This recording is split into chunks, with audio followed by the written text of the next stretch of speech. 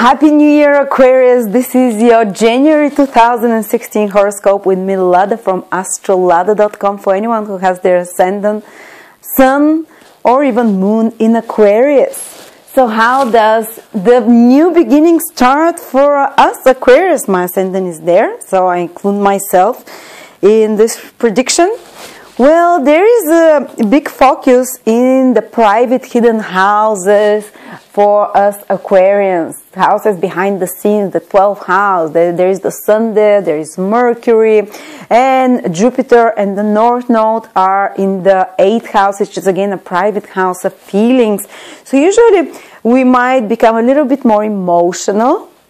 And we might become a little bit more sensitive, but it comes with a bonus that we become more intuitive. So the best source of information we can receive right now is from within ourselves, or from within the invisible realm, so from our intuition. So some of you will have insights and almost feeling the undercurrents, almost smelling it and feeling if something is not right, your gut feeling will be very correct. Or if something good is about to happen, you kind of know.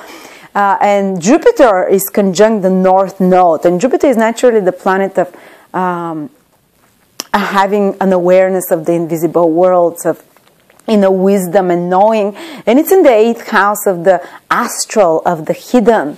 And when it's joined with the North Node, it expands a lot the hidden awareness of a person, of undercurrents, of secrets. So now, and they join together very rarely, once every 16, 17 years. And now in January they're joining, and for a few months they'll stay together. So it's a start of a process where you can have deep intuitive insights, where you can discover some very important secrets or hidden knowledge or hidden information that can actually benefit you in some way. And it might be even occult information of some sort. Those of you who are studying astrology, or who are studying such, occult topics, or doing research of some sort, digging deep, they'll have amazing insights starting from January.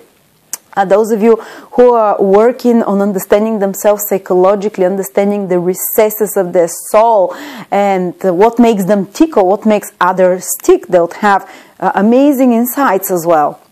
Those of you who want to go into therapy, work with psychologists and counselors, my God, this can be a period when you resolve a lot of traumas starting from January for a few months, where you can, a lot of things that are hidden get uncovered to the surface, and you understand them, and you gain wisdom, and you're able to release them and move forward ahead. And the Sun and Mercury in the 12th house are helping a lot in that direction as well, with those intuitions. And these are healing houses. These are houses of liberation. In Vedic astrology, they're called moksha. Moksha means liberation. Liberation from suffering. But how does the liberation happen? By intensifying the feelings, intensifying our strong reaction emotionally to something, even subconsciously reacting without knowing. And when it becomes unbearable, there is like a transition that we're able to release it, where we're reliving it in some way. Maybe it repeats itself in some way. Certain trauma or something from the past very likely can repeat itself not in the same shape exactly, but in a similar situation that makes you all of a sudden aware of this pattern, a psychological pattern of reactions, and be able to release that and move forward. And that's why liberation happens. So it will be for quite a few months ahead, because Jupiter will be moving retrograde, helping you review certain deep attachments in your 8th house. Review unhealthy patterns and attachments to things that have more control over you than you have over them. When Jupiter moves retrograde, it's about going back, introspecting, seeing it from a different perspective, and gaining deeper wisdom and able to release it. And usually when Jupiter starts moving forward again in your 8th house, which is around May, June, you might have been able to release certain unhealthy attachments, certain overpowering, certain things that take away your power. It might be addictions, it might be obsessions, it might be people, it might be traumas, or even things that you're not very much aware of right now that come from the past, or in a similar shape, that you're able to release, psychologically transform and heal and move forward. So this process is starting somehow from January. But on the practical, physical level, the 8th house is mutual resources. And when the two planets of expansion and growth, Jupiter and the North Node, join there, you would have, starting from January for a few months ahead, opportunity to expand a lot on resources. That maybe your husband can bring in more finances, or your partner, or your business partner, or people that you work, or clients that you work, that you're somehow financially intertwined with them, you know, because when you have clients, it's their money, the 8th house.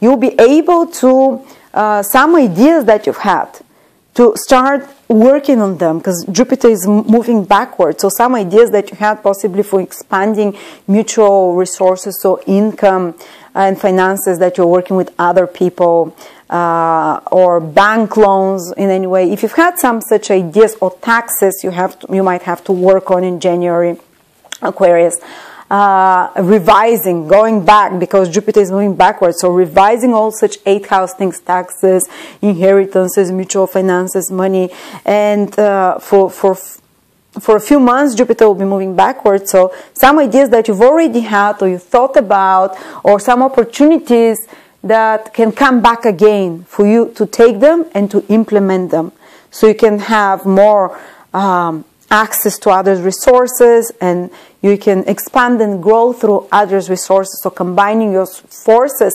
and resources, material, intellectual, psychological, with another person, and through that expanding your wealth and expanding your growth, in a sense. So yes, these two really give a big boost to your 8th house of mutual finances and resources. And on the deeper level, it's psychological house, which is connected to letting go of the past, of traumas, healing the past. And on another level, it's intimate bonding. So you might be revising, why is it sexuality? 8th house rules sexuality astrologically, and you might be revising and looking in depth to gain more wisdom and to develop further what is blocking your sexuality, what is blocking you from having deeper intimacy and bonding with another person. And that can be a process which continues for a few months, starting from January, but by the end of it, you'd probably have either more liberated sexuality, one unencumbered by past traumas or fears or psychological complexes, because you do some introspection or some healing in that sort.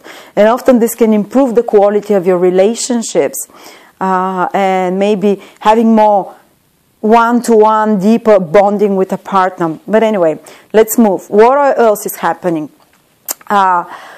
Mercury is going retrograde in your 12th house, Aquarius, in our 12th house. And 12th house is the house of endings and completions of something. And Mercury retrograde is about putting the extra detail, reviewing it a few times, something that you've been working on already, which is more of a practical nature, maybe some project, managing it, putting the final touches and perfections to it, maybe changing it somehow if it's not fully how you want it, having plan B and A. But it's about, because the 12th house is about something, completing some project of yours and ending it. And very likely you'll start, it will be fully completed by mid-February, when Mercury moves out from your 12th house. 12th house naturally also rules expenses. So you might be restructuring and revising how you're doing your expenses in particular, where you're spending too much, and how to be more efficient and how to be more organized in regards to that. And there might be some private, personal, behind-the-scenes conversations. Make sure that you try not to get involved in gossip or talk behind other people's backs, because this can backfire when Mercury is retrograde in the 12th house. Or you might be revising something that's been taught, that behind the scenes, maybe you might be preparing for something, but it's still not,